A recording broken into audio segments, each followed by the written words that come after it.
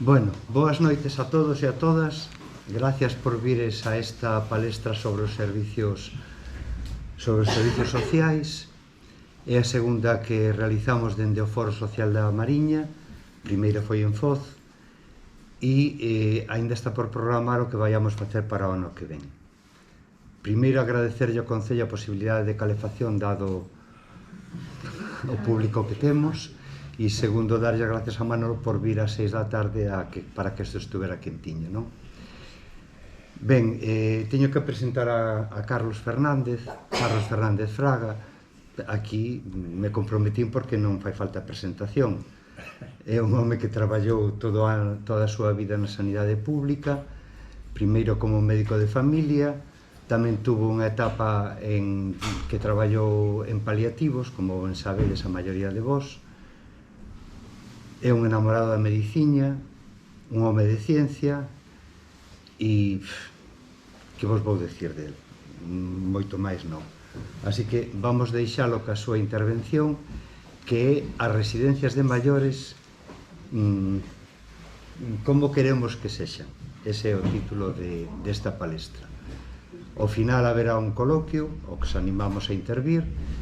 Tamén vos animamos ao mesmo tempo a facerse socios e socias, porque isto non está financiado por Soros, e entonces, pois, é unha cuota de 20 euros ao mes, que son uns cuantos cafés.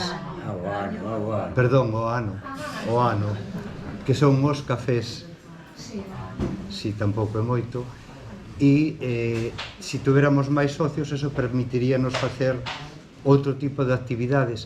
Por favor, os últimos que acheguen a porta, que temos calefacción hoxe. Entón, se tuveramos un número máis elevado de socios, eso permitiríanos facer outro tipo de actividades, que non solamente palestras, outro tipo de iniciativas, que non só serían conferencias, non? Que é para que podemos en este momento realizar con o número de socios que temos. Así que animarvos para facerse socios e socias. Sin máis, cedo a palabra a Fernández, que nos vai ilustrar. Bueno, primeiro, síntese ben por alá atrás? Escoítase ben, sí. Regular, non? Claro. Bueno, avisádeme porque a miña tendencia natural é a tirar para baixo e non falar cada vez máis paseniño, menos... Bueno, en fin, como dixo Carlos, outro Carlos. Como el dixo, eu levo aquí, bueno, unha parte moi importante da miña vida. Vivín entre Barreiros primeiro, onde botei 18 anos, e despois aquí 40 e pico anos, 44, 45 anos, traballando como médico de familia. Entre medias, traballei ao mesmo tempo como coordinador do Sistema Galego de Prestación dos Cuidados Paliativos para a Xunta durante máis ou menos 10 anos.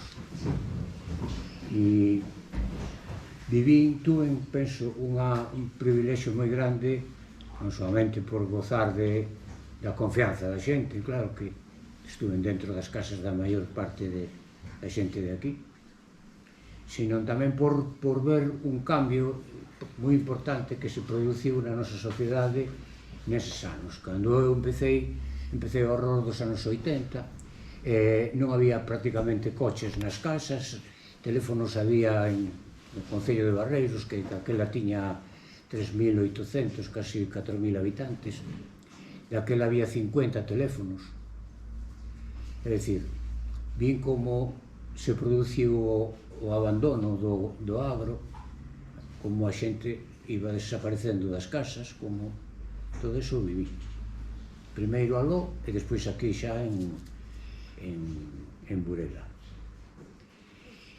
Claro, na tesitura aquela deixabanche diante das casas, cando ibas aos domicilios, as botellas de butano para avisarche en que casas tiñas que parar. Era unha cousa moi semellante ao veterinario. Así, desa maneira, cando estábamos na época de gripe, igual recorrías unha aldea inteira nun aviso a domicilio, con radio para que che avisasen para se había algo máis gordo que había que parar o circuito, en fin. O cambio que se produciu foi moi importante, porque a mitad deste exercicio meu, xa o meu coche xa era o dos máis malos que había nas casas. Xa en todas as casas había coches, xa había baterías de cocina desas que son super carísimas. É dicir, o gando deu moito que sair adiante a xente, e tamén permitiu que moitos fillos marchasen da terra. E así quedou o tema. De maneira que, pois eso, hoxe en día temos un despoboamento, e ademais un despoboamento selectivo, con un avillantamento moi importante. E neso se imbrica, precisamente neste asunto, se imbrica a situación das residencias de maiores. Vamos a facer avanzar isto un pouco. Bien. Por tanto, eu planteo unha cousa desta maneira: como queremos que sexan as residencias de maiores, porque non me parece que poidamos prescindir dese recurso. A ver, eu vivín aquí, por exemplo, aquí en Burela, pois os comezos desta residencia de maiores de aquí. Dos que 70 e tantos que había entonces, 72, 74 que había residentes, 40 eran de meu cupo. Atendíaos como a calquera cidadán, iba a facer os avisos a domicilio ali cando cadraba, en fin, todo isto. Pero non me facían caso no tema da organización.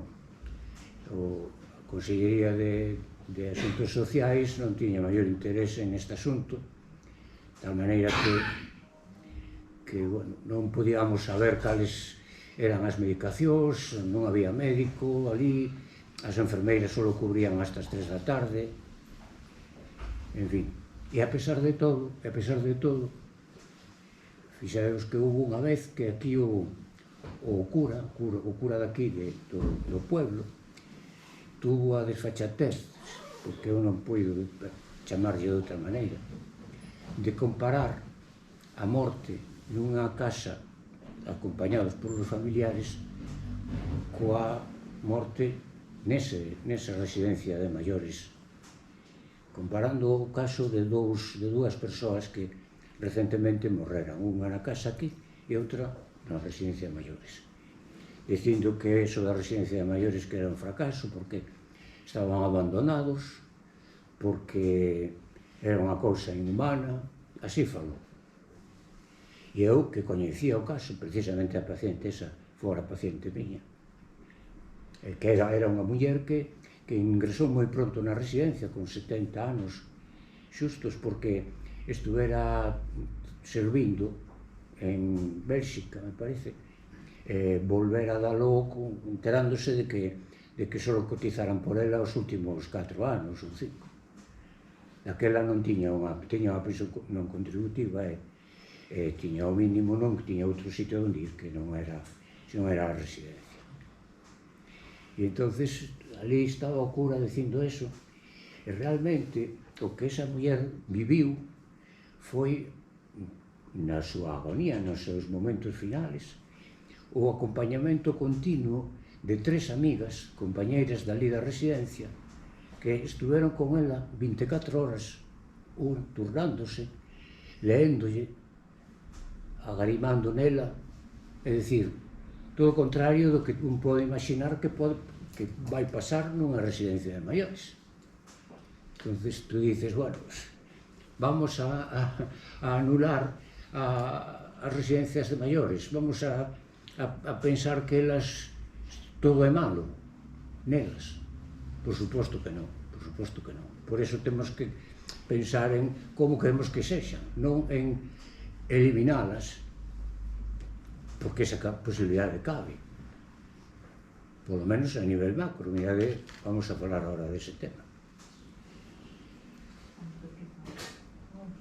Gustou vos a anécdota, sí? Batallas dun vello, claro. Claro. Bueno, aquela visto lo visto, aquí vos leo, se queredes, unha declaración de principios da transposición á legislación de autonomía da Lei de Dependencia. E dice: os efectos deses cambios nas familias e nas persoas están condicionando novos enfoques nas políticas sociais. Compre agora crear respostas desde e para a sociedade galega. E esa evolución da realidade dos sistemas de intervención social e da propia conciencia cidadá a que incide na dirección de asentar un sistema galego de servicios sociais baseado na configuración dun conxunto de dereitos recoñecibles. Trátase, en definitiva, de deixar atrás unha mera visión asistencial dos servicios sociais que, pola contra, deben quedar deseñados como un instrumento de materialización efectiva de benestar social, de prevención da discriminación e da exclusión e, en xeral, como medio de realización dos dereitos sociais básicos do pobo galego. O sexa, Lei 13 de 2008 de 3 de decembro. O sexa, choveu ben chovido. Día 13 de 2000, Lei 13 de 2008. 2008, claro, isto fatal, non? O sexa, nada desto se fixo, por suposto, polo menos a percepción que temos. Claro, esta é o que pasa é isto. Por que non se pode materializar todas esas intencións da lei de dependencia? Pois porque hai listas de espera. Claro, listas de espera, este material é un informe da situación da última, do sistema do SAD, do sistema da dependencia, da vigilancia da dependencia. Fixadevos aí como están as esperas. Aquí se ve tamén a situación de Galicia, 2020-2021. Temos datos máis preto do último informe do 22. Bueno, isto, que quere dicir con este tema? Pois que hai un montón de espera, que a realidade é que, vamos a darlle atrás, esta é a realidade. Isto é, ben de sair un artículo da Voz, que non é dun periódico de izquierdas, precisamente. Bueno, maioría son centros grandes, ben sabedes. Centros grandes enténdese para Galicia de tamaño máximo de 200 e pico. Galicia, a carón, por exemplo, de Castela-La Mancha ou de Castela-León, son residencias de maiores grandes, pero moito menores. En Lugo, por exemplo, das Gándaras é unha das máis grandes, tampouco non hai ningún milagro de grande, pero, por exemplo, en Castela-León hai algunha residencia que ten máis de 2.000 persoas. Edificio de 7 plantas, no medio desas terras así, en fin, iso manca.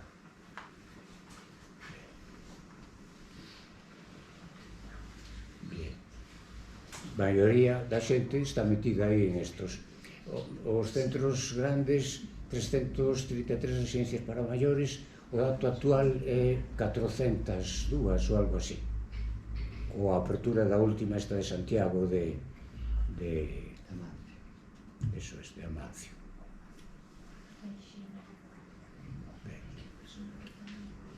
En fin, dicen que van a facer bastantes plazas e todo isto, en fin. Isto é o que hai. Despois temos o tema da xeriatría, é dicir, dos especialistas no envellecemento, de que tiña que dispoñer o sistema, sexa no ámbito público ou sexa no ámbito privado. Pois nada, xeriatría cero, plazas de xeriatra que é unha especialidade de Viamir, como calquera outra, hai nada, hai 10, 12 en toda Galicia, unha cousa terrible. Tres unidades hai, entre elas Conxo, perdón, entre elas Castro en Lugo, que teño xeriatra, pero fora diso, nada. Entonces, especialistas desto non hai moi pouquiñas. Carlos, fala máis alto. Máis alto, vale. Que se me acaban as pilas, punto, tranquilo, seguro. Claro, entonces, que pasa? Pois pasan cousas terribles tamén, por exemplo, esta, non sei se viches a prensa recentemente, non? Isto, eu non sei, pero... Claro, o que dice o texto do tema ainda é máis forte.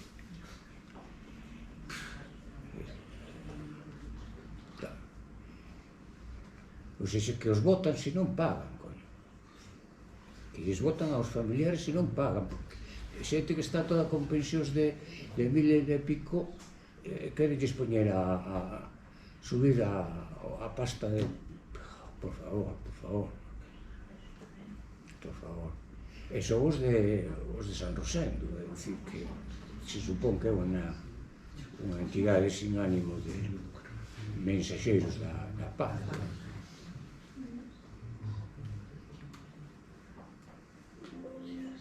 A ver.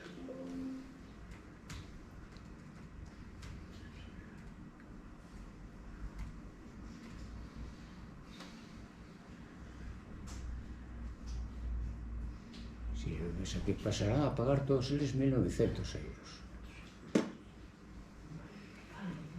Dice que daránlles un plazo folgado para que os maiores abandonen esta residencia e se marchen a outra. A outra.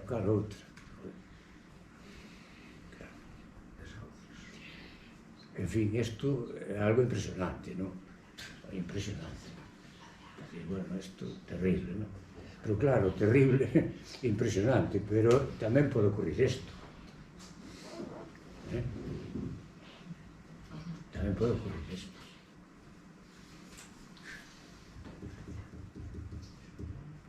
Eso, sabedes a que corresponde? Sí. Pois eso é unha manifestación que se fixo hai uns días, o 26, porque se reabriu un dos procesos que se fixeran ou se pecharan polas mortes das 7.291 mortes que houve na COVID. Claro, é unha cousa que dices, bueno, pero isto como é posible? Tuve a fortuna de axudar, ou daquela estuve de baixa por...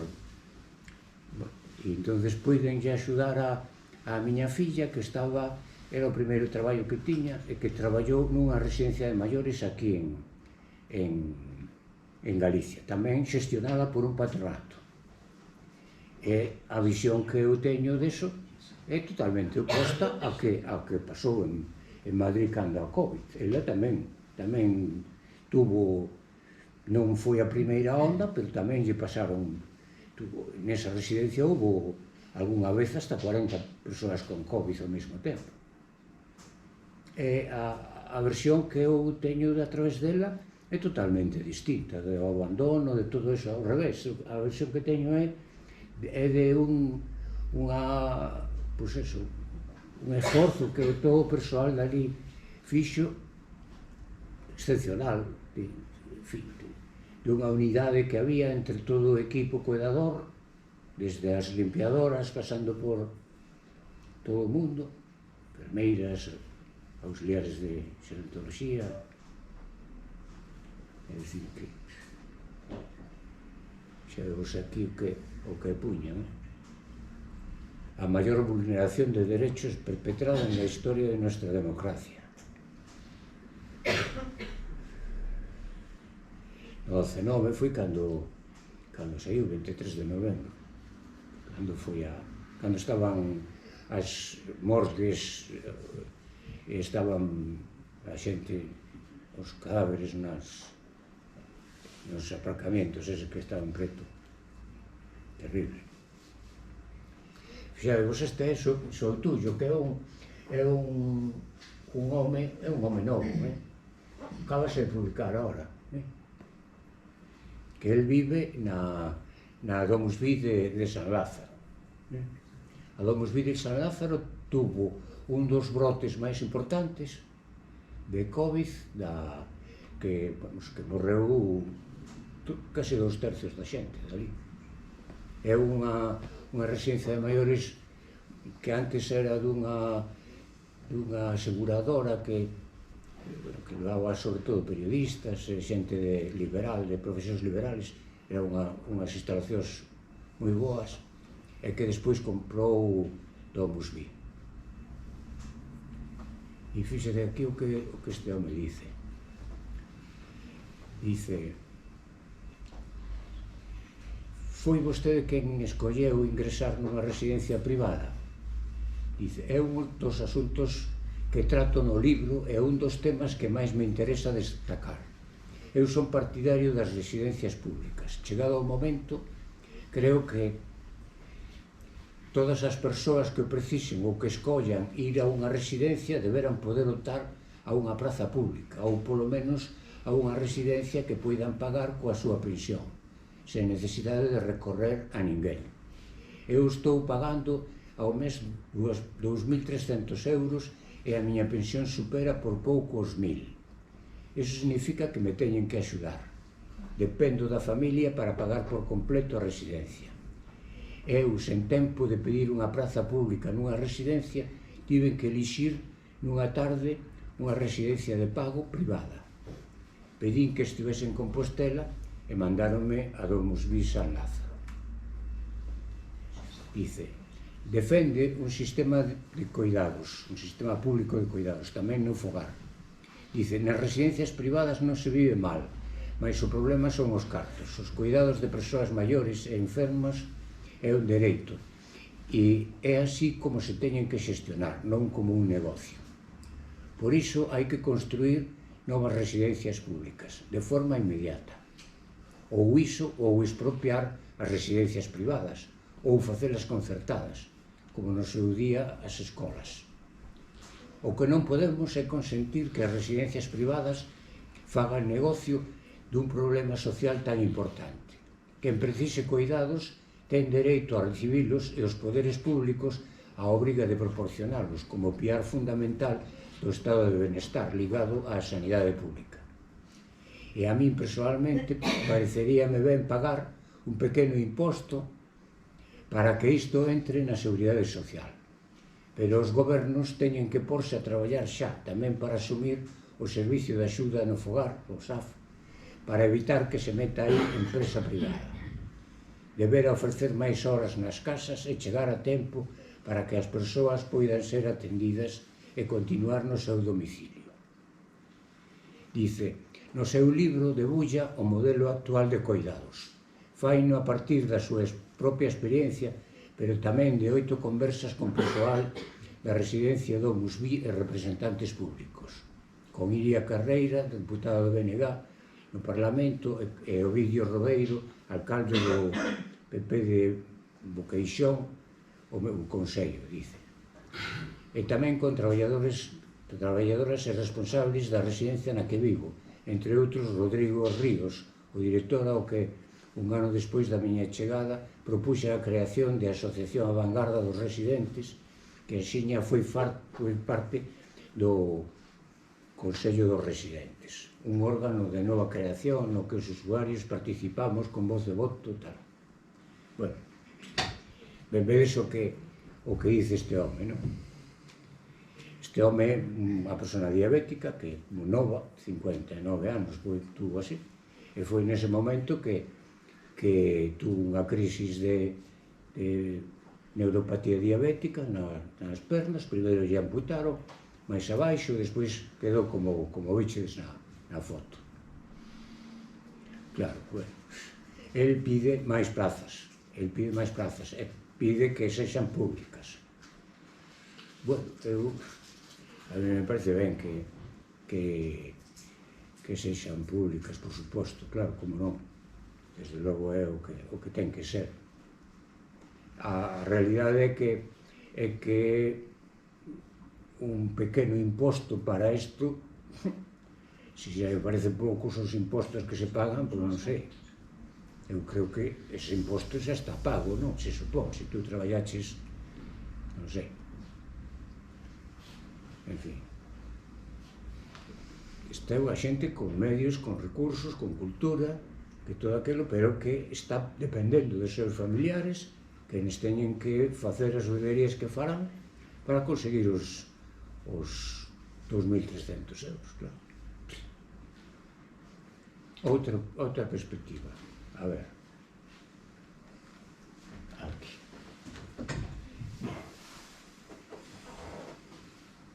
As prazas xeriátricas privadas pagas pola Xunta chegan a 8.000. Dice, menos do 20% das residencias maiores son públicas. Son públicas moito máis do 20%, que pasa que os edificios son públicos. Despois están xestionadas por empresas de un tipo e de outro. Apenas 5.000 das 22.000 plazas están en centros públicos. No entanto, aumentan as prazas privadas e tamén aquelas de xestión privada máis sufragadas con fondos públicos. Bueno, dicen que familiares de usuarios e sindicatos coinciden en que a estrategia da Xunta avanza cara máis na privatización dun servizo que debera ser público. Bueno, en fin. Esta publicación me parece que é co gallo da apertura, vamos, da inauguración, que non da apertura, da segunda residencia de Amancio Ortega. Esta é a de 10,9 millóns en 2 anos para licitarse a cobertura. Por favor. Por favor. Bien. Os fondos públicos sufragan 13.000 en total. As 5.000 de residencias públicas e 8.000 en privadas. Dice, todo un negocio, como apunta Fernández, un responsable do tema. Dice, Paulino Campos, de Rede, Federación Galega de Usuarios, manifestou este medio que a decisión da Xunta de entregar a xestión ás entidades sociais pode acabar nunha irreversible degeneración da calidade dos cuidados ás persoas maiores. Unha enorme porcentaxe das entidades sociais que xestionan residencias non están preparadas para dirixilas. Vale. Bárbaro, non? Bárbaro. Os de acolle tamén que dicen, levan tamén un asunto desto. Dicir que dun total de 409 residencias, máis da mitad son privadas, 213, é dicir, o 52%, sendo apenas 20% públicas, 90 centros. É dicir, que as públicas son máis pequenas, por término medio, que as que... Ben, pero claro, que pasa aquí? Que habrá algo alternativa, non? É dicir, podes decir que non se fagan as residencias, que se busque outra maneira de atender a xente que o precisa. Que cando vayamos perdendo autonomía, pois se nos vaya axudando no propio domicilio, por exemplo. Claro, isto, en fin, é unha alternativa. Este é un material do ano 2015. Este é un tema. Unha posibilidade que tamén se quere facer aquí, cuidadito, se transferir aos concellos todo este marrón e que sea lo que Dios quiera. Claro, que pasa cando se transfire estos concellos? Aí tedes ao Rute, este famoso, este é o Rute, este que acaban de perder as eleccións. Agora está o Gert, ese que é un de extrema dereita, que le chaman Mozart, que sona, non? Sí, non? Polo peinado. Que? Polo peinado. Bueno, pois este paisa, no 2017 ou 2020, 2018, tuvo que dimitir el e máis todo o seu goberno por un puro que houbo con isto, coas axudas a xente, as axudas para, sobre todo, xente nova que tiñan moitos fillos, sobre todo nenos de discapacitados, todo isto, en fin. Que casualmente, a gran maioría deles ou eran marroquís ou turcos. E entonces non lles quedou outro remedio máis que volver a convocar eleccións, dimitir en bloque, todo el e máis todo o seu gabinete, e entonces volveu a ganar as eleccións, hai que ver, ou polo menos a poder gobernar, hasta que ahora xa veu outro da extrema dereita e despachou. Dice, tras casi medio siglo de funcionamento intensivo, el estado de bienestar cambia de nombre en Holanda y pasa a llamarse sociedad participativa. El paso entraña recortes presupuestarios y grandes cambios para la ciudadanía. Desde el pasado 1 de enero, la ayuda a los ancianos y a las personas dependientes, incluidos los niños discapacitados, se convierte en una obligación moral para familias, amigos y vecinos. El incumplimiento de este nuevo deber no está penalizado, al menos por el momento. Ya verá a ver lo que dura, claro. Solo cuando la situación sea insostenible, las personas que no se valen por sí mismas podrán acceder a un centro subvencionado. Mentira, trapera. Aquí, por exemplo, o ano pasado morreron 900 persoas na lista de espera. Deles houve 300 que xa tiñan a pensión concedida. É dicir, estaban feito a pai, estaba todo feito, o papeleo, xa tiñan a pensión, pero non había plazas. É dicir que, se isto en Holanda, nos Países Baixos, se isto, que ali teñen unha renta per cápita de máis do doble de aquí. Tiene unha inflación da mitade que aquí. Se isto pasa aí, pois non sei, parece que tampouco esta solución debe ser moi boa, non parece, vaya. Dice, por un lado mostraba lo insostenible de mantener con la crisis un sistema de cuidado que en 2010 costou 23.500 millóns de euros ao erario público. Con este presupuesto se atendeu a 250.000 dependientes e institucións públicas e outras 350.000 con axuda pagada en domicilio. Que aí foi onde había o lío, nos pagos para a atención en domicilio. Dado el envejecimiento creciente de este país de 16,7 millones de habitantes, el desafío consiste en convencer a los ciudadanos de que deben apoyarse y ser responsables de quienes les rodean. Dice aquí el periodista, la pregunta es si lo harán espontáneamente. Claro, está bien eso. De todas formas, el Estado pretende ahorrar 2.300 millones de euros en ese año, no año de 15. Demasiado, ¿no? Entonces aquí se permiten, no periódico, facer comentarios relativos ao que vai pasando por aí adiante en Europa, ¿no? Dice, menos estado de bienestar.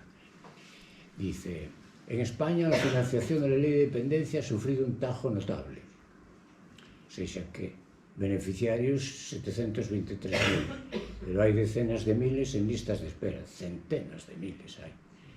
O gobierno ha dejado de cotizar a la seguridad social, foi daquela no 2015, cando se deixou de cotizar a seguridade social dos cuidadores familiares.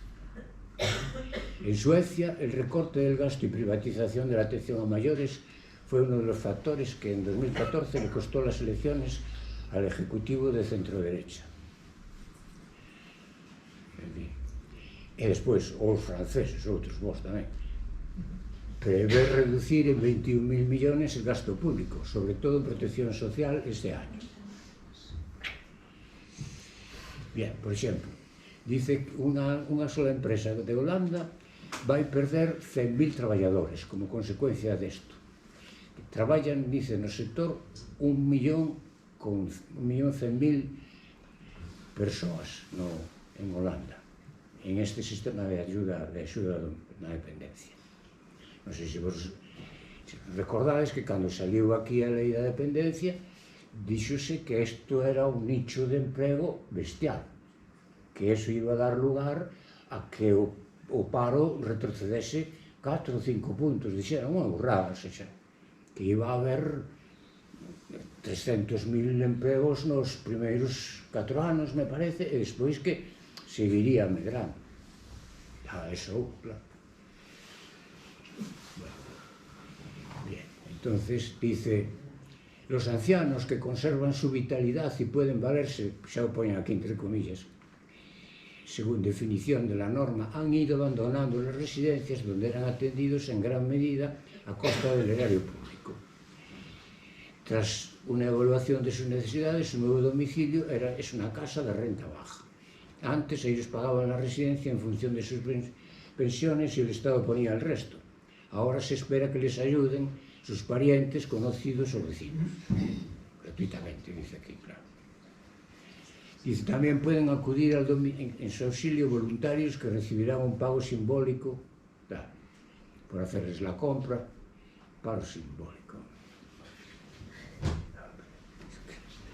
Esto hay que ver para creer. Bien, dice otro caso. Nuestro centro cuida pacientes de Alzheimer y contaba también con un hogar de ancianos que ha desaparecido. Hay gente de 80 y 90 años que ha tenido que marcharse a un piso a depender de su familia. No sé, decía el entrevistado. Hay familias entregadas, claro, pero la sociedad está acostumbrada a abonar impuestos para resolver la atención a los mayores. Piense que los parientes no siempre viven cerca. Dice una enfermera de La Haya que pide anonimato. Claro, non falta falle. E ahora que... En fin.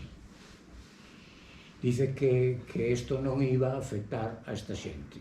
A xente con grandes invalideces, 200.000 persoas con adultos discapacitados, que non lles afectaría.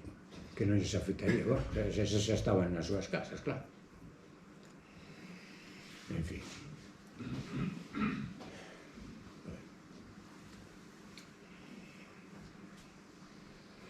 Bueno.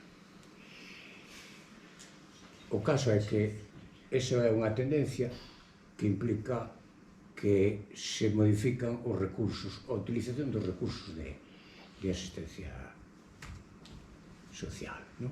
De maneira que, segundo a nosa lei, o que temos é este tipo de axudas, ou de centros asistenciais, se se quer. Centros de día, atención no propio fogar, apartamentos tutelados, ou vivendas comunitarias, fogares residenciais, residencias, e dentro delas temos a tipoloxía así, de 13 a 59, de 60 a 120, por exemplo, aquí xa temos a de... É unha residencia, non é unha mini residencia, porque ten neste momento 38 plazas, unha cosa así. E despois os centros residenciais que son máis de 120.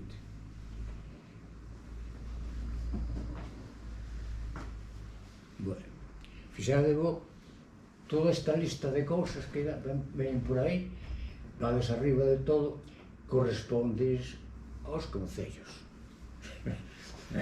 Sacando ves eso, dice, bueno, creación, xestión e mantemento dos servicios sociais comunitarios básicos, creación, xestión e mantemento dos específicos, colaboración no fomento dos servicios sociais prestados por entidades de iniciativa social, ou seja, coordinar todo ese tenderete, promoción e realización de estudios e investigación sobre a problemática dos servicios sociais, detección e análisis das necesidades, ou seja, como consecuencia do estudo anterior, elaboración de plans e programas de servicios sociais no seu ámbito territorial. Para qué? Si despois non hai un duro, non? A participación como entidade colaboradora na xestión das prestacións económicas tamén lle corresponde ao Concello. o fomento da solidariedade e da participación da sociedade civil na prevención e intervención social no ámbito local, a creación e a regulación e o impulso de mecanismos de participación social no ámbito dos servizos sociais. O seja, todo para os concellos, sin un duro. E o que non colla no cá, non? O que non dixera, vai no cá. Cantas outras? Sí. Cantas outras se sexan atribuídas ou delegadas. Demasiado. Está impresionante, porque xa vemos que, por exemplo, Suecia, a inmensa maioría, agas na xente que gana cantidades moi importantes de pasta, a inmensa maioría dos impostos se cobran directamente no Concello. Os impostos directos en Suecia poden representar o 30 e tantos % dos salarios ou das ganancias que ten esa familia, ou esa persoa. Pero eses 31% o paga no Concello. Solamente ese outro 20% que é unha tarifa frecuente en xente con recursos en Suecia, ese 20% é para o Estado. Pero directamente os impostos son manexados polo propio Concello. Aquí, ben vedes o que pasa, que aparece este señor e dice que vai facer unhas residencias e xa acorda con eles en donde as vai facer, ali se fan. Eu estou seguro de que no Concello nadie lles preguntou se vos facía ou non falta ese tipo de residencia ou se había que poñela no Castiñeiriño ou en outro lado. Isto te dá unha cousa que dices, por favor. Dices, bueno, todo o único que lles parece que hai que facer é isto, estas residencias desta maneira. E despois os concellos teñen na lei todas estas responsabilidades, pero non teñen os medios para facer iso. Acabase de publicar, me parece que foi antontes, un artículo que dice, se titula Paideia alza la voz por la situación de los mayores tutelados. Sabedes o que son os maiores tutelados? Agora xa non se chaman así, pero son persoas maiores que non teñen familiares, que se poidan facerse a cargo deles, e a responsabilidade legal deles hai que atribuirse a alguén.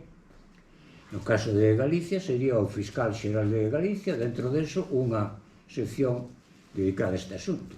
E isto se ocupan de seguir que efectivamente os seus dereitos se conserven e perfectamente tutelados. Os 3.000 se ocupan 7 traballadores sociales para toda Galicia. Isto o denuncia Paideia, que é a fundación da primeira muller de Amancio. Rosalía. Bueno, ahora quen preside é Sandra, que é a dos cabalos. É a filla maior. É a maior. Bueno, pois eles si fan isto é porque teñen unha filla, unha irmá, elas, tamén cunha discapacidade. Pero bueno, eles sacan isto na prensa, porque xa non dan falado con naide, non lle fan un caso. 7 traballadores sociais para controlar a tutela de 3.000 persoas con grandes discapacidades, estradas por distintos dispositivos nuns sitios e en outros, sin familiar, sin naide que pele por eles. Por favor. Mentras tanto, claro, que esta é a outra coña marinera, non? Digamos. Mentras tanto, o que está a ocurrir é isto. Por certo, gracias Marisé, que é a túa gráfica. Aí está. Que pasa? Que 32 máis 22 son 55-56% das vivendas están ocupadas por eso, por moi pouquinha xente, unha, dúas persoas. E mentras tanto estamos facendo vivendas, hai un montón de pisos baleiros, e se fan e se fan residencias, pero onde vivimos? Como é? Que cabeza hai aquí? Me oídes ben por detrás, sí? Sí, mal, me oídes mal. Hai que berrar máis. Es que berrar como más, enfadarte más. Hai que berrar máis, hai que berrar máis. Claro, mirade como é o tema, este é o tema. Este é o tema. Todos, o 75%, 7 de cada 10 persoas vamos morrer dunha enfermidade crónica evolutiva.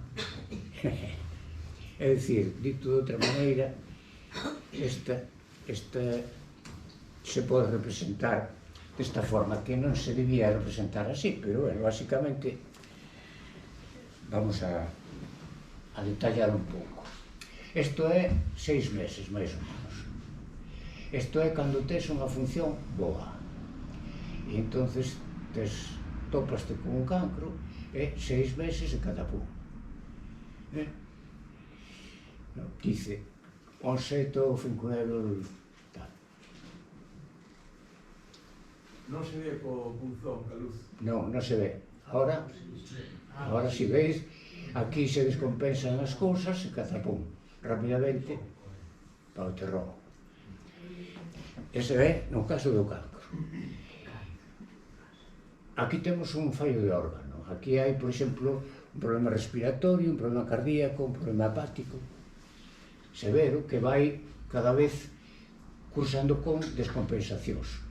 Falla o tema respiratorio, perdese función, se recupera, pero nunca se recupera ao mesmo nivel de antes, sino que se vai producindo no curso de 2 a 5 anos e isto require atención, claro, durante todos estes momentos, por suposto, todo isto. Aquí está o fallo, este é no caso das enfermedades neurodegenerativas, demencia ou fragilidade, é dicir, Alzheimer, bueno, todas as enfermedades de... Isto sería en 6 ou 8 anos, é dicir, que a gráfica chegaría hasta lá. Se vai perdendo función, sí, pero de unha maneira máis desorganizada. Unhas veces hai unha cousa grave, unha neumonía, por exemplo, por aspiración, que non deixa apenas secuela, e outra, por un catarro, pois queda noso familiar, noso paciente. Isto é un cupo de un médico de familia. Un cupo de un médico de familia. O sea,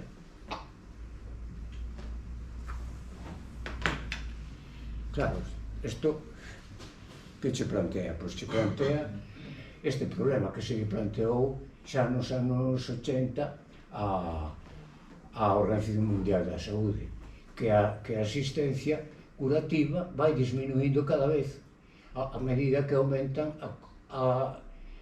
os cuidados de soporte, os cuidados paliativos, o soporte de todo tipo, social, emocional, físico, todo isto. De maneira que os cuidados van así, non acaban co falecemento, senón que hai que atender a xente que sobrevive. E isto, como se traduce así na práctica? Pois se traduce nesto. Aquí estamos cando non temos nada. Isto está elaborado a partir dos estudios dunha gran empresa privada, americana, de prestación de servicios sociais. A empresa é esta, Kaiser-Permanente. En fin, previr nas persoas que non teñen enfermedades claras, previr a prevención, sería a base do tema. Despois, na cronicidade, temos aquí xa de 70%, como falábamos antes, non?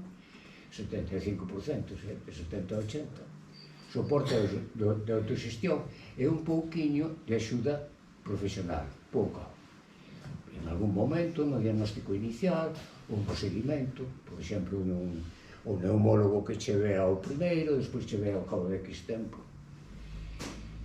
Despois, os pacientes de alto risco, que están aquí, 15%.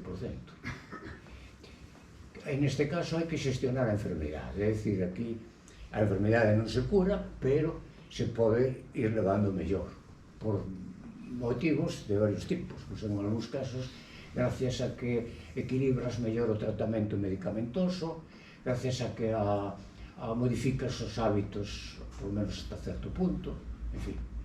E despois quedamos con este pico de aquí de 5% que xa é xente que ten enfermedades avanzadas e que xa non admite a utilización de protocolos. Xa é igual xente que ten 3 enfermedades crónicas xuntas, ou 4, e que se aplicase os protocolos terían que estar xa no cementerio por comer tantos medicamentos, non? É dicir que isto xa é cuidados profesionales, non? Paliativos. E que pasa cando isto se traduce na realidade de Burela no ano, por exemplo, 2019, en un cupo médico de 1.600 persoas, o meu cupo, claro, se traduce en isto, si se quere, ou si lle chaman eles, estratificación do risco, de tal maneira que tes 850 pacientes, máis ou menos a mitade de todo o cupo, que requiren consultas esporádicas por procesos agudos. No estrato 1, que dixéramos que era de enfermo crónico, o estrato 2 e no estrato 3. Fixadevos o que pasa co uso das urxencias, como van, se lee ben, sí, non? Sí. Ben. O custo de farmacia, vale? O seja que este é o luminoso futuro que lle chaman, non? E isto se vai amañar con estas residencias que temos agora. Eso era nun cupo, pero xa é o que pasa na Mariña. 100.000 habitantes aproximadamente, unha cousa parecida ao que hai aquí. Se cadra incluso maior o que hai aquí, porque aquí a taxa de envellecemento é moito máis alta que a de un área xeral de 100.000 persoas. Entón, fixemos aquí o que hai, non? Con necesidades paliativas, isto. 340 persoas maiores con pluripatoloxía e dependencia. Por exemplo, no meu cupo, con atención domiciliaria, tiñamos entre 40 e 50 persoas, que atendíamos entre a enfermeira Vitoria e eu. E esos estaban en domicilio. Bueno, nosotros atendíamos dos andacios que tiñan entre medias, porque nesas que atendían eran seus familiares, claro. E despois 1.500 en residencias geriátricas, claro. Isto quer decir que nunha zona como esta precisase polo menos duplicar o número de camas das que están previstas, das que hai. Duplicadas. En fin. Bueno, e entonces eu xa fora disto, que xa falei bastante, vos deixo un par de notas, a ver se que vos parece. Primeiro, esta idea, cidades cuidadoras. Isto é, eu conozo a esta xente, é dicir, a Silvia Librada, traballei con ela, e esta é a tesis dela, a tesis doctoral dela. Aquí desenvolve un traballo que entende os servicios sociais a partir das ideas de Cantor, ou seja, dunha traballadora social dos anos 70 en Estados Unidos, Mallory Cantor. E, claro, outro paisano do Reino Unido, que defenden que as residencias teñen que ter un papel, pero que o fundamental é a existencia de un artellamento así desta forma, que integre todo eso, a persoa, as redes que están ao redor dela, é dicir, a rede interna, a rede externa, Rede interna se refire a aqueles máis próximos, a aqueles familiares ou veciñanza que están coa persoa que precisa axuda ou cuidados de. A rede externa, amigos e xente familiar que vive máis lonxe, pero que che bota unha mão. É dicir, que che fai compra, que che fai algunha encomenda, que che mellora a autonomía a 100%, claro. A comunidade. Aquí falase de voluntariado, en fin, sobre todo voluntariado. Despois os profesionais, sanitarios e sociais. E as políticas públicas para artellar todo isto. Si colledes a lei de dependencia e os seus desenvolvementos, onde se fala da acreditación dos servizos, vedes que están detallados, pois, por exemplo, os metros cuadrados mínimos que ten que ter unha habitación, a superficie que ten que ter a ventana desa habitación, que relación ten que haber entre o número de servizos de váteres, como teñen que ser eses váteres, hasta que altura teñen que estar alicatados. Dice cantos metros cuadrados che corresponden no comedor. Varía moito, porque hai 17 autonomías, 17 diferentes patrones. Por exemplo, a xente que de León ten que comer así moi apretada, porque non ten máis que un metro cuadrado para comedor, mentres que en outra autonomía hai 3 metros cuadrados por cada plaza para os comedores. É dicir que, bueno, que está detallado en estas cousas, pero non máis fundamental, que é axudar a esas persoas, entendelas como persoas, non como vehículos aparcados aí nese sitio, non pode ser. Iso é o que non se desenvolveu. E esta xente do que fala é que hai que desenvolver un sistema integral. É dicir que hai que desenvolver programas de comunidades cuidadoras como tales programas públicos. A ver, moita xente das que aquí vexo estuveron cando falou en Foz Evaristo Lombardero do tema dos servicios sociais. El falaba desde o ángulo do que el lle está ocupando a Modepen, do movimento de pensionistas, non? El falaba desde ese ángulo, non? Pero el o que decía era que tiña que haber uns consellos en cada concello, consellos de participación ciudadana que informasen as actividades de desenvolvemento dos servicios sociais. Como contempla a lei, e que non se fai. En fin. E, bueno, estas son as conclusións dos programas públicos de comunidades cuidadoras da monografía de SECPAR, que dice que las comunidades compasivas son excelentes ejemplos de la aportación social a los cuidados paliativos sanitarios institucionales. Bueno, eu entendo que se chama cuidados paliativos aquí, pero son cuidados de soporte, ¿no? Porque non se trata tanto de agardar para prestalos a que se produzan as grandes, os momentos máis difíciles, o que antes se chamaba terminalidade, sino que é un sistema que integre eses cuidados dentro da atención normal, ¿no? Entonces, pois eso, que se poida falar do que nos espera cara á morte, que se poida falar deso, que a xente fale deso. Minha experiencia, traballei neso, estuve en mesas redondas e en cousas relativas ao tema da morte en varios sitios, País Vasco, Valencia, Cataluña, e miña experiencia é que a xente está interesadísima no asunto. Se poñen a falar deso non para.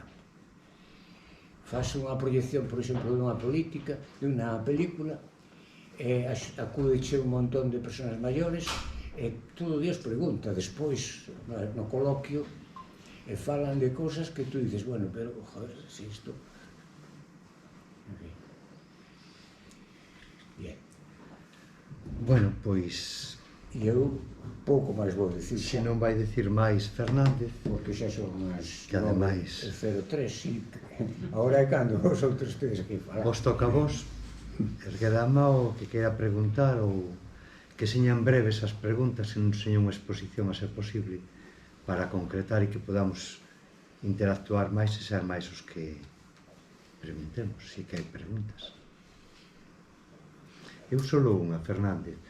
Estas institucións que son sin ánimo de lucro, que en realidad teñen lucro, como, se son sin ánimo de lucro, teríamos que poder demostrar que non teñen lucro, ou que se teñen lucro e que non teñen ánimo que teñen ánimo de lucro. Xa. Consello de Contas ou quen fiscaliza eso? Ni Dios, claro, porque se hai 7 traballadores sociales para 3.000 grandes dependentes tutelados, a ver quen pode controlar todo isto.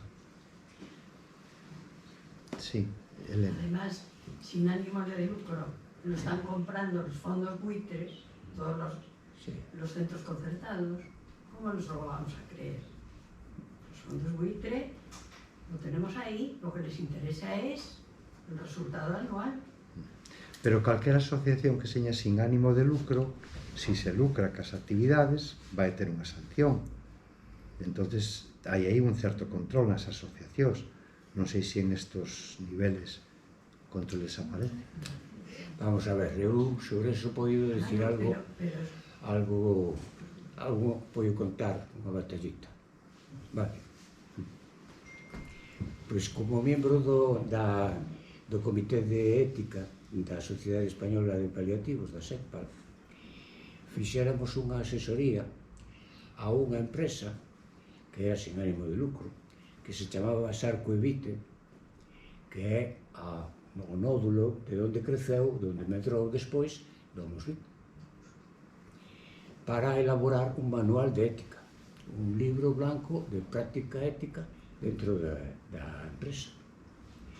Era unha maravilla. E a xente con que estaba, que era a xente que da banda de Silva Librada e tal, era unha xente potentísima, formadísima, o interés que a empresa tiña, o que a xente tiña un interés polas persoas, un interés, por suposto que non había nada de tal, pero claro, efectivamente, eles primeiro absorberon unha serie de residencias que tiñan participación das caixas de aforros de Valencia, de non sei onde, despois absorberon tal, e despois viñeron xa os fondos, que eses que chamas tú fondos buitres, son fondos, por exemplo, dos suecos,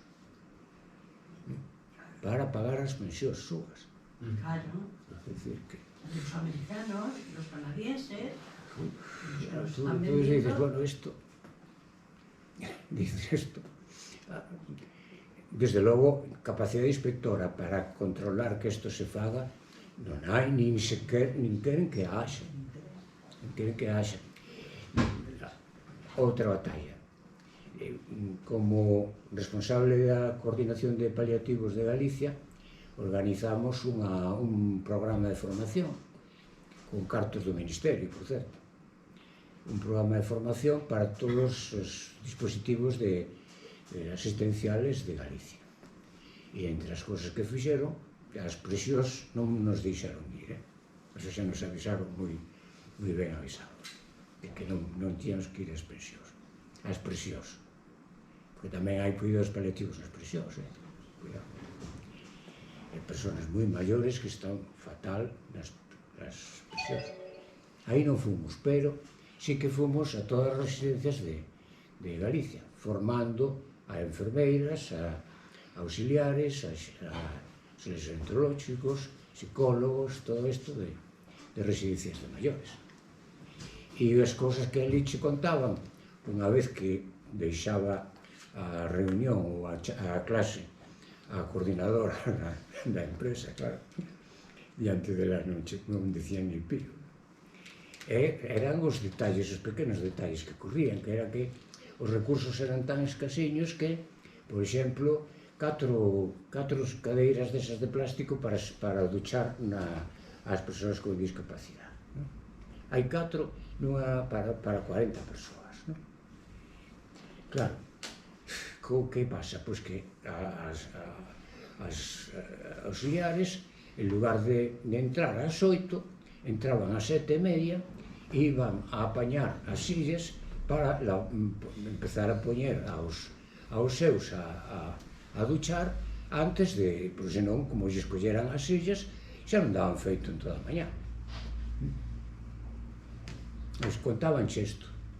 E a mí se me ocurriu un día, con esta prudencia que me caracteriza, de decirlo diante de xente importante, todo isto, este comentario. E acto seguido me veu a jefa de todas esas residencias de Galicia.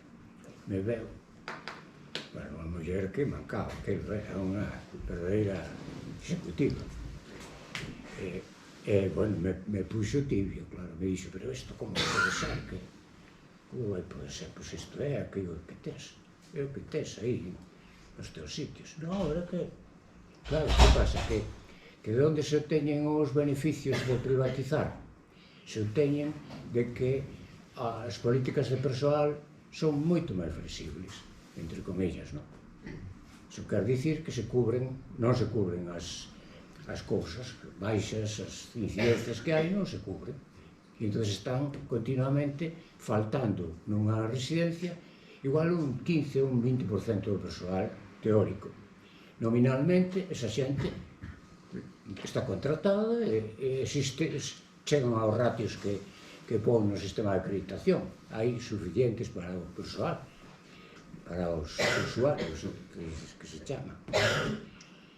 Pero realmente non están. E iso que é un control. Para iso hai que ter inspectores, hai que ter un interese en facelo. Non se está a facer, desde logo. A pregunta era en relación con eso das empresas privadas. Sí, por ali atrás. Sí. Bueno, tuve unha experiencia que unha tía no pediátrico de San Ciprián e se pagaba, cando faleceu, porque faleceu este ano, a finales de febreiro, con 101 anos, e se pagaba 1.600 euros para residente. Sí, sí. E un día falando co que fai agora de directora, falando do tema de comida, porque a comida algunhas, bueno, non gustaba e tal, só teñen unha cociñeira, o sea, teñen 2 cociñeiras, pero unha vai de mañá e outra vai de tarde. E son 50 residentes, máis 25 de día. O cual, para mediodía son, se están todas as plazas, son 75.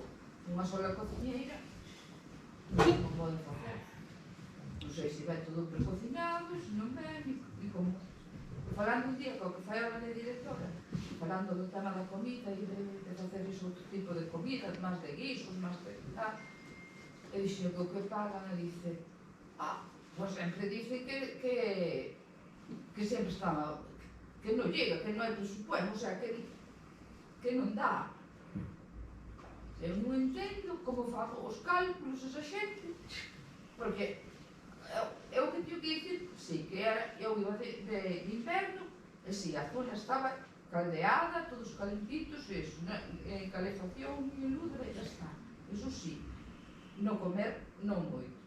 Pero 1.600 euros unha persona nun centro... Era nivel de dependencia 2, non? A túa era de nivel de dependencia 2, non? De grado 2, non? Claro, exactamente. Eso. Sí, así, Nosotros, en relación con isto, atendíamos os sábados desde o PAC, atendíamos as incidencias que había ali na residencia de maiores. E, bueno, aparte de ver que a xente que estaba ali traballando, auxiliares, enfermeiras, todo isto que había ali, era unha potencia bestial, ou seja, era xente boísima, con a paciencia, que conocían a todo Dios, pero tú entrabas por ali algunha vez e xa nos tiñan avisado, tú ven directamente, entre esta hora e esta hora, ven directamente abaixo en donde escoitas o ruido, que é onde está o comedor, porque estamos todos ali. Cociñeiras, enfermeiras, todo Dios estaban ali axudando a comer ás persoas que, porque non había medios para atender. Estamos empeñados, se non hai, señor, que quede outra cociñeira ou que seja, dice, sí, se non tenemos outra cociñeira, non dá presupuesto, porque sempre dice que vamos en números rojos, pero non entendo nada. Queden os números algunha vez. Ali atrás hai outra pregunta. Arisé. Fala un poquinho máis alto, por favor. Que é a propósito un pouco do que dice ela, que, bueno, me parece que sempre que falo de temas de recursos alternativos, sempre digo, sempre me fago referencia a pequena escala, non? Porque Galicia é un país de minifundios, sempre foi e sigue sendo. Entonces, os recursos que temos, pois eu creo que deben seguir a mesma proporción, non? E quizá tamén ten moito que ver en que as persoas, é dicir, que todo o diseño estuvo a cargo sempre non de mulleres, que eran realmente as que sabían conocen os cuidados. E agora vexo de ti dicir, é que como é posible eso, non? E se preguntan a unha muller, dirá, como é posible que pretendan que tantas persoas cuiden ou duchen ou teñan a higiene dunha persona, de tantas persoas, de 180 persoas feitas a tal hora da mañá, non? É que non lle colle a nadie na cabeza. A calquera muller que lle pregunten, que sabemos moito de cuidados, e sabemos que iso non é posible. Algo está fallando. Era o que dicías tú antes, Carlos, decir, donde fan os recursos, donde localizan as residencias, hai algunha planificación con respecto a eso, que criterios siguen, é dicir, non hai nada. Entón, claro, atopámonos, por exemplo, agora van a abrir unha residencia en Becerrea, unha residencia de grandes capacidades, de gran capacidade, e Becerrea, quantos habitantes ten? Pois que terá, non sei, 800, 1000, ou 1000 e algo, non? Entón, iso que vai a supoñer, esa desproporción? Afastar as persoas do seu medio, porque en Becerrea non hai, pero irán de Lugo, irán da Mariña, Mira, perdón que te interrumpa. A pregunta?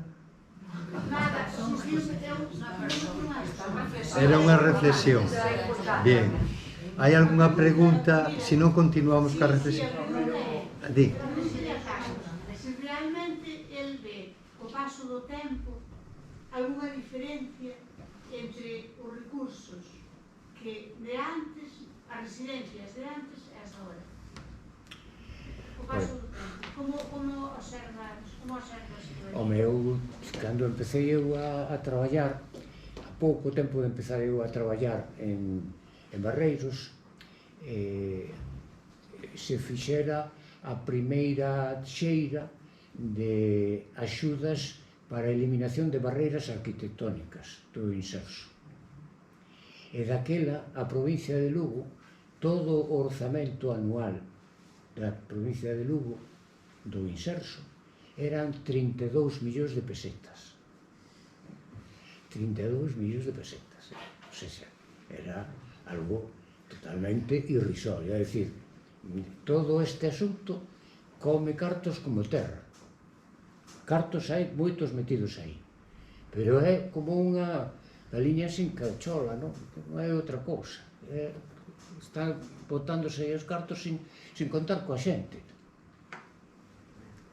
Se se conta coa xente e se espera a que a xente produza orientacións, dé lugar a proxectos, a planes a nivel local, se pode artellar despois con eso a outro nivel, pero o que non pode facer desde logo é chegar desde Santiago e dicir aquí sí e aquí non.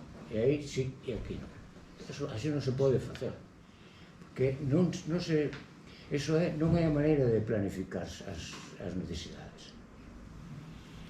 A mí, como reflexión, a idea de esta señora, pois, iso dos minifundios, mini residencias, sobre todo nas aldeas, esas escolas que hai en todas as aldeas, parecíame o ideal, gestionado na parroquia, pola parroquia, polo... Sí. O que pasa que, claro, cando somos maiores facémonos raros, é difícil tamén, se lles das un pouco de mando, non sei como se gestionaría eso, pero parecía que sin salir do seu entorno, véndose todos os veciños, parecíame unha idea moi boa, a min agora me sobrou. Si, eu queria facer unha pregunta con respecto por que as residencias que se estaba, por iniciativa da Diputación, se estaban a facer de que foran pouca cantidad de personas, de 20 ou 30 personas, por que esas iniciativas non van a cabo? Por que plantean, como comentaba ahora Marisel, por que se están incentivando esos lugares incontrolables de 200 personas? Porque eso é incontrolable. Esas son situacións xa de desastre. Entón, por que? A que é debido eso? Por que non esas análises? Por que é debido que se... A autoridade para a autorización, para a acreditación das institucións que prestan ayuda tal, é da Xunta de Galicia. Os concellos teñen todas esas funcións e a Diputación, que tamén figura na lei en cuestión, tamén dice que se encargará de aquelas cosas que axuden tal. Entón, claro, que ocorre? Que a capacidade de un concello menor de 5.000 habitantes para facer a contratación de un personal para estas cousas non existe, non hai. Ten que haber un ente superior ou unha empresa que se ocupe deso e que poida ela estar como xestora desto, pero da mesma maneira que non pode haber policías municipales, tampouco pode haber personal para residencias. Non será, eu creo que non é por non haber. En realidad é un posicionamento de visión da situación. Entón, eu penso que iso temos que verlo. Non podemos, é que isto tal, non. Realmente é un posicionamento político e é privatizalo todo con diñeiro, con inversión pública e despois estás dicindo, e a outra cosa que eu tamén quería comentar, que pensemos que 1.600 euros, que eu penso que os que teñen pensión están co 75% é o que se cobra e o resto pola administración pública. Pero pensemos tamén e reflexionemos se hoxe, con 1.600 euros, unha persona con unha gran discapacidade pode estar ben cuidada. Eu tamén plantexo iso. Eu fagome esa pregunta. Con unha aportación de 1.600 euros, se unha persona pode estar cuidada, ben cuidada. Unha persona con unha discapacidade alta. Eu isto someto a reflexión. Tens que ter a dous auxiliares ou cuidadores contratados para cubrir mínimamente o horario, poder ti traballar, que xa absorbe, pois... Tenemos que partir de que... Elena, estaba aquí Toño despois. Tiñes pregunta, Toño, non? Sí, pois é que Elena xa interviu.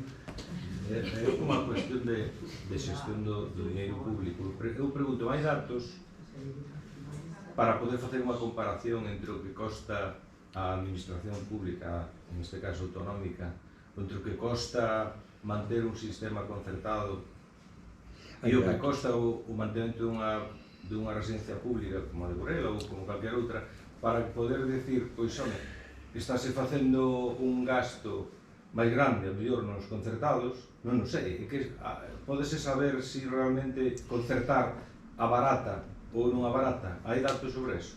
Sí, a ver, hai datos dentro de España, entre as diferencias que hai entre as distintas autonomías. hai datos entre os países de modelo Beveridge, é dicir, con sanidade e atención social pública. E hai datos do modelo Bismarck, é dicir, Alemania, tal, todos esos países que basan todo en privatizar, xa de entrada. Todos esos datos os hai. E hai datos totalmente distintos, con custes unitarios por cada persoa atendida que varían incluso 10 veces. É dicir que, entón, claro, non sabes, non tes unha comparabilidade, non a tes, porque non é posible comparar o que está a ocurrir, por exemplo, en Suecia ou o que está a ocurrir en Dinamarca, que a pesar de que teñen tamén gobernos máis ben de dereitas, todo isto, pois, que teñen unha tradición organizativa da asistencia sanitaria. Por exemplo, en Suecia teñen prohibidas as residencias asistidas de maiores. É dicir que sacaron unha lei dicindo que o que non podía ser é que unha parte dos ciudadanos, polo feito de chegar a idades avanzadas e enfermar, estuveran recluídos en residencias, en hoteles ou en sanatorios con unos niveles asistenciales técnicos baixo cero, que eso non podía ser, que a esas persoas había que atendelas nos hospitales de todo o mundo, que non podía haber en esos hospitales camas especiales para eles. Recordades que cando empezou a desenvolverse a Seguridade Social, por exemplo, na residencia de Lugo, na residencia que se chamaba daquela Nova, había habitacións de 2 camas, había algunha habitación hasta de 4, trauma e algúns servicios así, non? Mentras que no Hospital de San José as camas as habitacións eran de 20, de 40. Entonces, claro, o que tú queres é unha comparabilidade. Entonces, a comparabilidade só podería facerse en función de resultados. E a iso iba eu poñendo aí a pirámide esa da estratificación do risco, e o consumo de recursos que cada grupo ten. Claro. Que pasa? Que tú deixas as persoas no domicilio sin atender. Claro, se teñen médico de cabeceira, eso é moi difícil de facer. Home, igual alguna vez tú lleves ao médico de cabeceira pedíndoche que che vai a ver ao vello, que tal, e se xa o conoce, ten moita confianza, e dice, non, deixa que faille isto, que xa falaremos despois, tal, me contas como vai, xa iremos outro día, porque ahora está isto. Pero generalmente tú chamas a alguén e te che vai. Pero cando foi do Covid non tiñas a quen chamar, porque naide che iba. E inventaron os protocolos eses de derivación famosos que deron lugar a esta romería en Madrid e en algún outro sitio máis tamén. Dicir que o tema da calidade neste asunto é básico, totalmente. Non pode ocurrir é que, como en Madrid, que había xente que estaba sin cambiar, sin lavar, incluso sin comer, días e días, nas plantas das residencias de maiores. Entonces, claro, eso en que sitio vai a figurar que é mellor ou peor de outra maneira? Non vai a figurar en ningún lado. Solamente tendo desde a base unha participación na xestión dos últimos anos de vida ou dos anos de vida finales das persoas. Pero eu vou máis concreto, eu comparo a residencia daqui de Burela República e a residencia de Xove ou a de San Cibrao, máis ou menos de tamaño similar, é dicir, canto lle costa a Xunta manter aquela residencia que está xestionada de forma privada e canto lle costa manter esta que está xestionada de forma pública. Eso non é comparable? Sí, é comparable, pero ao redor o problema que hai é o que che comentaba eu, que ao non haber capacidade inspectora, ao non haber supervisión ninguna, nominalmente a empresa privada que está atendendo isto ten 50 traballadores ou 40 e tantos traballadores, pero deses hai 18 ou 20 que están de baixa, ou teñen algunha adaptación do chollo por embarazo, por tal, por cual. Entón, eses non se contratan a outros, non se contratan a outros.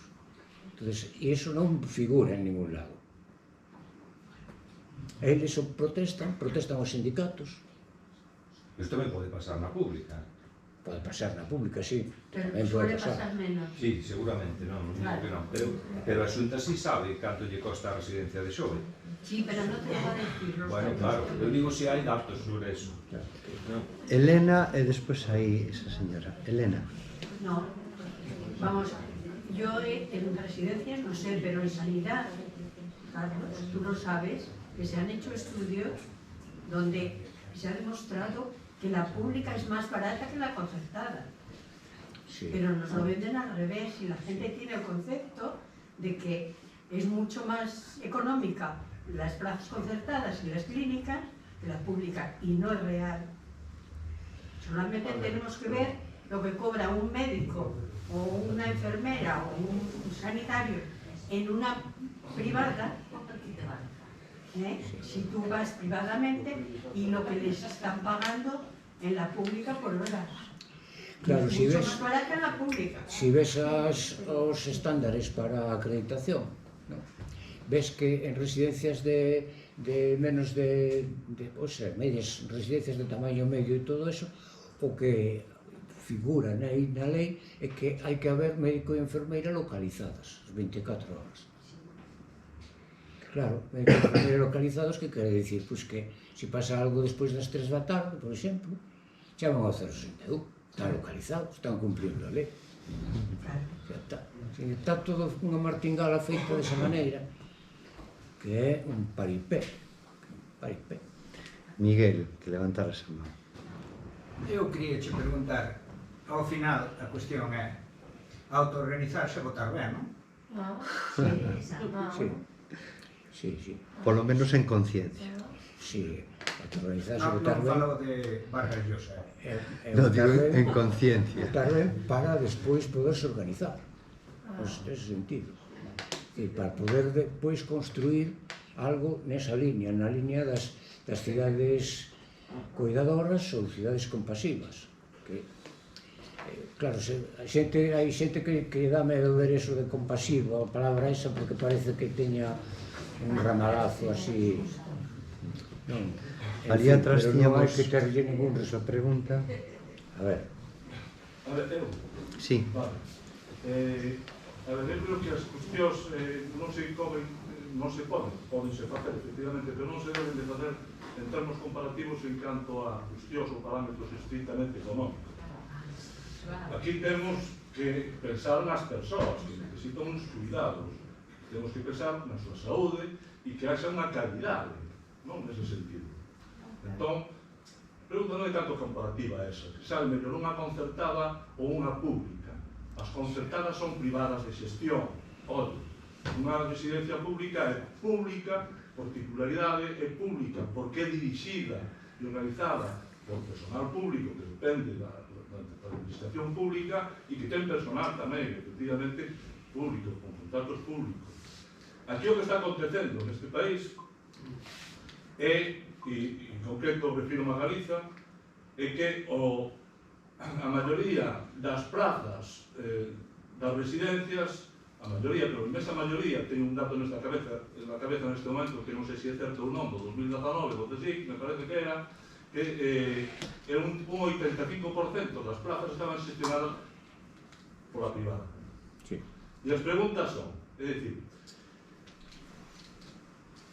cando aconteceu do COVID, hubo tamén unha serie de datos que amosaron que nas residencias públicas saíron de alguma maneira efectos de xestión de cuidados mellor paradas que as privadas. O índice de mortandade foi moi superior nas privadas que con respecto ás públicas.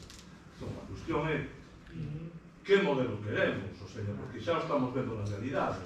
Queremos un modelo privatizado que aínda se pode privatizar moito máis, ou queremos o público que de alguna maneira está poñendo no centro a atención do punto de vista da calidade asistencial, do punto de vista da saúde, etc. Porque as privadas realmente o que levan, efectivamente, é a maximizar os beneficios. E maximizar os beneficios significa, normalmente nas residencias, nunha amplia porcentaxe, en recortes en personal e en recortes en alimentación. Quitaches claro unha nova da Voz de Galicia, creo que era neste caso da residencia de Montoñedo, gestionada pola Mensaxeiros de la Paz. Bueno, aí está acontecendo eso, non se cumplen os estándares de personal e na alimentación están tirando dos fondos de Cáritas para proporcionar. Mirad o que vos estou dicindo, amén de outras cousas que están acontecendo aí. Entón, que preguntas temos que facernos? Público ou privado? Que poñemos diante? A cuestión económica ou a cuestión da saúde e do cuidado? Esas son as preguntas fundamentales que temos que hacer. E a mellor les pregunto, a lei de dependencia que saiu na época de Zapatero, que foi unha lei que se acolleu e demais de boa maneira, realmente está defendendo un servicio público en materia de servicios sociais? Eu o cuestiono eso, non sei o que opinades desde aí, pero eu personalmente o cuestiono. Xa non digo os incumplimentos da Lei de Servicios Sociais de Galicia. E un apuntamento máis con respecto ás competencias, porque é unha cuestión que está aí. Quitarse desa cuestión dos concellos, efectivamente, pero as competencias dos concellos refírese fundamentalmente aos servicios comunitarios básicos. Sí, claro. As competencias, lo que estamos falando hoxe, por exemplo, de residencias e demais, son de Estado e son de comunidade autónoma. Que me corrixa Marisel, que está aquí atrás e sabe un montón. Sí, pero... Digo eu. Entón, as preguntas van por aí, o sea, e por que, en definitiva, sendo un tema tan sangrante e tan sensible neste momento na sociedade galega, que é unha sociedade cada vez máis avellentada, como é posible que non haxa movilización social neste sentido con máis forza, non? Porque temos movilizacións por a sanidade pública, evidentemente, e estamos moi concienciados con respecto a iso. Pero con respecto a isto, que é unha realidade permanente nos nosos días, porque aquí non temos ese movimento de forza. Bueno, reflexión con preguntas. Xusto, cal era a pregunta en concreto? Que... O público ou privado, Saúde, calidade, con respecto á maximización de beneficios. Esas son as preguntas que temos que contestar. Eu a reflexión que fixeches primeiro de que estábamos mirando cal salía máis barata ou máis de xestión, pero non hai que ver eso. Non é o regateo, é igual que a sanidade pública ou privada, quero decir. É cuestión de que se non hai fondos, pois o Estado terá que poñer fondos, evidentemente. Se non chegan dos impostos, igual que se pon para armamento e para outras cuestións máis banales. Creo que tiñamos ali outra pregunta. Bueno, eu, xa se fixeron moito, que aí va a facer, xa sei de largo. Vamos a ver, eu a reflexión que faigo... No, reflexións non, preguntas concretas. A ver. As residencias, o que se cumplen son, é unha cosa, unidades de produción en masa. Quer dicir, menos gastos, máis ganancias. Traduces neso, cando se falaba de León, de 2000 ou non sei cantos, é unha macro granxa. Ese plazo. Bueno, a reflexión, despois de todo isto, é o seguinte, que eu, se chego, xa vou vello, pero comiendo a ser máis vello, espero, é conveniente fazer unha plaza nunha residencia en que tramos de edad se debe facer en cada... Que para que facer agora, para dentro de 20 anos. Hai que entrar na lista de espera.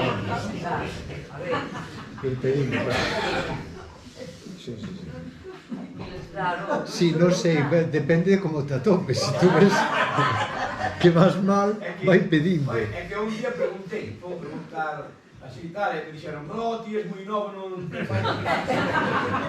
Porque sí que me fixen esas preguntas. Sí, podes dicir, en calquer momento podo ser usuario. Dixeron, no, ti estás ainda útil, non me este ben, non tal. Bien, bien. máis preguntas por aí? Manolo. Bueno, eu coincido co que decía Xusto, que o importante é que teñamos claro que debe ser pública e non privada, pero o que é importante é a implicación.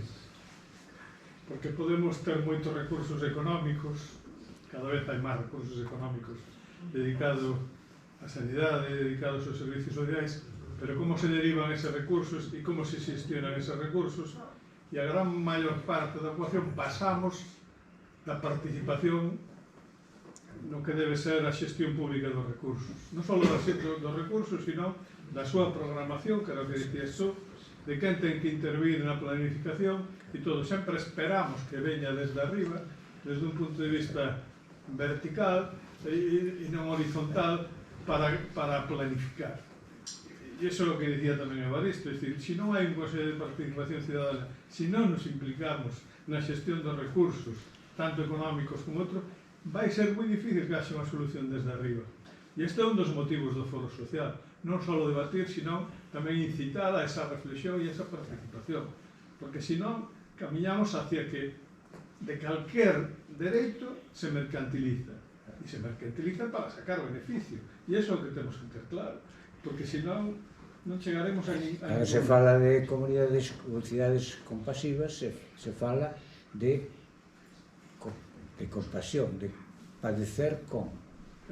É dicir, de ser sensible e actuar en función da ter a empatía suficiente para ver padecer ao persoal e botar a mão. Iso é o que hai que... Claro, eu poño un exemplo. Se fixo un esforzo económico moi grande para facer a residencia de Viveiro. Aí participaran con fondos as caixas. Cambiou o goberno, non sei como iba a funcionar con aquel goberno, pero cambiou o goberno, se privatizou sin ningún tipo de debate público, sin ningún tipo de participación, sin ningún tipo de establecer ningún mecanismo de... É do Musví. É do Musví. E pasou así, e está pasando todos os días, e despois, desde os gobernos de dereita, o que se fai é deteriorar o servicio público para despois privatizar e dicir que o privado funciona mellor que o público. Alguna pregunta máis? Se non pasamos a reflexión, se xa ali ao fondo. Si, cal é a pregunta? Bueno, pues entramos xa na reflexión logo. Direivos que temos como un cuarto de hora de reflexión, se non moito máis, porque hai xente sin cear aquí. Veña.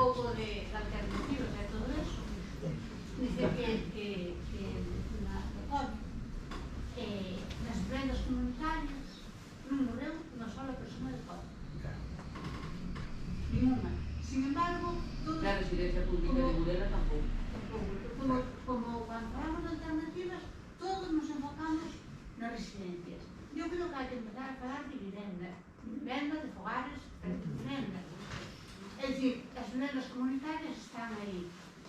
Os fogares residenciales, que son plazas de, creo que de hasta 22 personas, poden acoller a dependencias, tamén están aí. Por exemplo, aquí na Mariña apenas hai vivendas comunitarias. Sin embargo, non hai.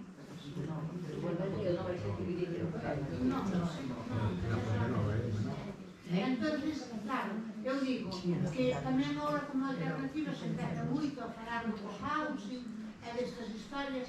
Eu vexo moi ben para debatir e para crear debate de como queremos vivir e tal, pero tampouco me parece unha alternativa para os nosos bolsos, non sei como dicirlo. Entonces eu creo que temos que empezar a falar entre nós e mirar vivendas e empezar porque xa hai algúns exemplos que están funcionando moi ben. O que pasa é que eu creo que este tema das privadas non nos deixa mirar para diante, a mí me dá a impresión de que retrocedemos na mirada, en vez de ir mirar para diante, parece que volvemos aí al tema de meternos en un espacio e tirar la llave. cando xa se empezaba aí a ser un pouco unha historia medio aberta, medio tal, a veces algunha persoa di eu quero ir para a residencia de Burela, pero ainda quero ir a miña casa, quero ir a miña horta, quero...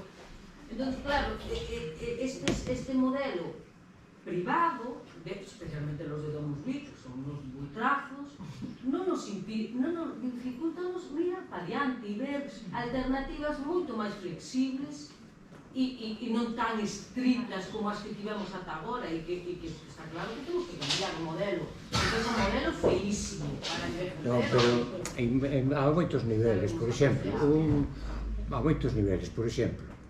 unha muller de 99 anos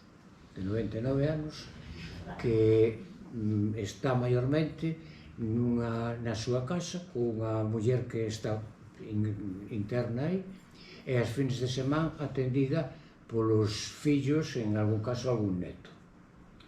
Esa muller foi deteriorándose nos últimos 2 anos e chegou o momento en que xa non daba feito para atendela e entonces solicita unha praza nunha residencia e vai para a residencia. É unha residencia que era un asilo xestionado nese momento por un patronato que implicaba unha destas entidades sin ánimo de lucro. Bueno, pois esa muller, a pesar de que o nivel cultural dos fillos era un nivel alto, as condicións económicas particulares de todos os fillos eran aceptables, ou máis ben medias altas, pois esa muller rexuveneceu casi 10 anos seguramente, nese tempo que estuvo na residencia de maiores.